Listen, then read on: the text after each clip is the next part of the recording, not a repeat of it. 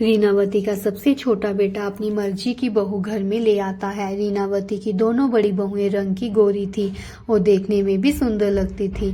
जब से गांव वालों को पता लगा है कि रीनावती का सबसे छोटा बेटा अर्जुन सांवली बहू लेकर आया है, गांव में जैसे कौतूहल मच गया हो। रीनावती अपने पति को बोलती है कि अर्जुन ने अपनी मर्जी से शादी की है, अगर हमारी मर्जी की शादी करता तो हम चांद जैसी बहू लेकर आते।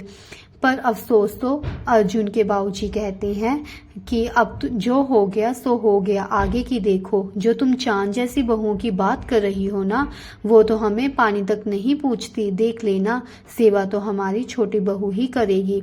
तो रीनावती बोलती है कि मुझे बहू पसंद नहीं है, मेरा उसके साथ कोई रिश्ता नहीं है। अर्जुन के बाबूजी रीनावती को काफी समझाते हैं, पर रीनावती नहीं मानती और उठकर बाहर चली जाती है।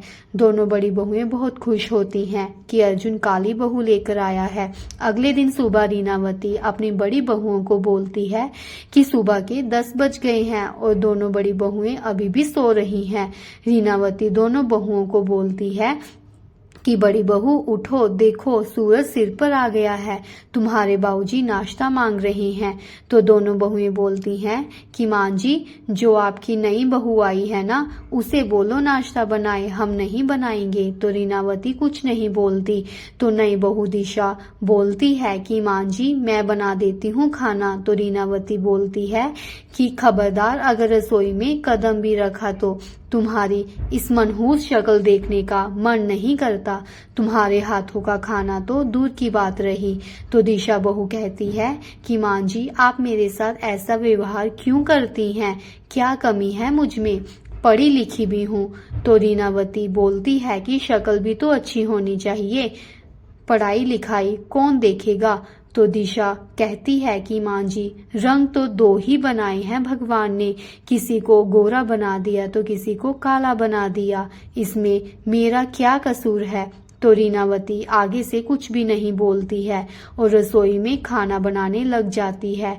नाश्ता बन जाने पर दोनों बड़ी बहुएं देखती हैं कि खाना बन गया है, चलो बाहर चलकर खाना खाते हैं। दोनों बड़ी बहुएं रसोई में जाकर अपना अपना खाना प्लेट में डालकर अपने अपने कमरे में ले आती हैं। और जब दिशा बहू रसोई में जाती है तो देखती है कि माँ जी ने सबके लिए खाना बनाया, पर सिर्फ मेरे लिए ही नहीं बनाया खाना। तो दिशा अपने लिए खाना बनाती है और रसोई में बैठकर खाना खा लेती है। मीनावती का पति कहता है कि जब दिशा बहू बोल रही थी कि मैं बना देती हूँ खाना, तो तुमने उसे क्यों नहीं बनाने दिया, तुम्हें पता भी है अपने घुटनों का दर्द। दोनों बड़ी बहुएं आगे कोई काम नहीं करती। दोनों बड़ी बहुओं ने तो तुझे आज तक कहा है कि माँ जी, आपके घुटनों में दर्द है, हम बना देते हैं खाना। अगर दिशा बहू कह रही थी तो तुम्हें उसे बनाने देना चाहिए था। आगे घुटनों का ऑपरेशन भी करवाना है, तो कौन तुम्हें खाना बनाकर देगा और कौन तेरी सेवा करेगा। मीनावती, सेवा करवाने के लिए तो हमारी जुबान भी तो अच्छी होनी चाहिए। मीनावती कुछ नहीं बोलती। इतने में दिशा बहू आती है और बोलती है कि माँ जी, मुझे बाजार जाना है, मैं अर्जुन के साथ जा रही हूँ। तो मीनावती बोलती है कि तुम घर से बाहर नहीं निकलोगी, सारे गांव वाले हमारा मजाक बनाएंगे कि अर्जुन कैसी लड़की लेकर आया है, हमारी बेइज्जती होगी, बिरादरी में क्या इज्जत रह गई हमारी।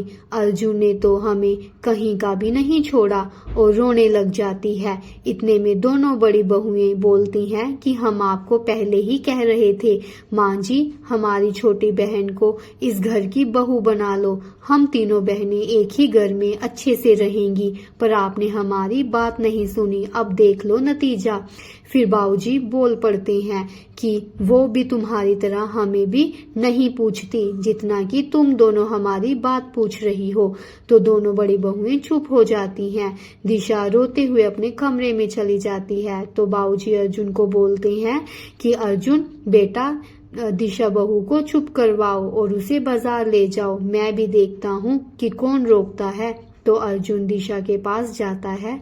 तो दिशा अर्जुन को बोलती है कि मैं काली हूँ, इसमें मेरा क्या कसूर, पर मैंने कभी भी किसी का दिल नहीं दुखाया। तो अर्जुन कहता है कि घर में बाबूजी तो तुम्हें पसंद करते हैं ना, और रही बात माँ की, तो वे भी धीरे धीरे तुम्हें प्यार करने लगेगी। अभी उन्हें तुम्हारे बारे में पता नहीं है। जब उनको पता लगेगा कि तुम बहुत अच्छी हो तो वे तुम्हें अपना लेंगी। फिर अर्जुन कहता है कि चलो अब तैयार हो जाओ, बाजार भी जाना है। फिर दिशा तैयार होकर अर्जुन के साथ बाजार चली जाती है। दोनों थोड़े दिनों के बाद मीनावती अपने दोनों घुटनों का ऑपरेशन करवाती है। ऑपरेशन के बाद जब मीनावती घर आती है तो दोनों बड़ी बहुएं बोलती हैं कि माँ जी हम कुछ दिनों के लिए मायके जा रही हैं। तो मीनावती बोलती है कि घर में खाना कौन बनाएगा। तो दोनों बहुएं बोलती हैं कि दिशा है ना खाना बनाने के लिए। तो दोनों चली जाती हैं। दिशा रसोई में जाती है और माँ जी के लिए हल्का फुल्का खाना बनाती है। इतने में दिशा के ससुर जी भी रसोई में आ जाते हैं और दिशा को बोलते हैं कि दिशा बहू मैं दे आता हूँ खाना तुम्हारी माँ जी को। तो दिशा कहती है कि ठीक है बाऊजी। बाऊजी खाना लेकर मीनावती के पास आती हैं। तो मीनावती बोलती है कि मैं नहीं खाऊंगी उसके हाथ का खाना। तो बाऊजी बोलते हैं कि अब गुस्सा थूक भी दो और खाना खा लो। तो मीनावती नहीं मानती। फिर अर्जुन अपनी माँ के मुंह में खाना डाल देता है। तो मीनावती की आंखों से आंसू छलक उठते हैं। तो अर्जुन कहता है कि माँ खा लो खाना। तो मीनावती खाना खा लेती है। अगले दिन शाम को दिशा अपनी सास के सिर पर तेल लगाकर मालिश करती है और उनको फ्रूट काट कर देती है। ऑपरेशन को हुए 1 महीना हो गया था। मीनावती अब थोड़ा थोड़ा चलने लगी थी। दिशा अब रोजाना अपनी सास की टांगों की मालिश करती और समय पर उनको खाना और दवाई देती। मीनावती भी अब दिशा को पसंद करने लगी थी। दोनों बड़ी बहुएं अपने मायके से आ गई और आकर देखती हैं कि दिशा तो माँ जी की मालिश कर रही है और देखकर हैरान रह जाती हैं। दिशा छत पर मिर्ची सुखाने जाती है तो सास देखती है कि दिशा बहू पता नहीं कहाँ चली गई है और दिशा को आवाज लगाती है। छत पर होने के कारण दिशा को आवाज सुनाई नहीं देती।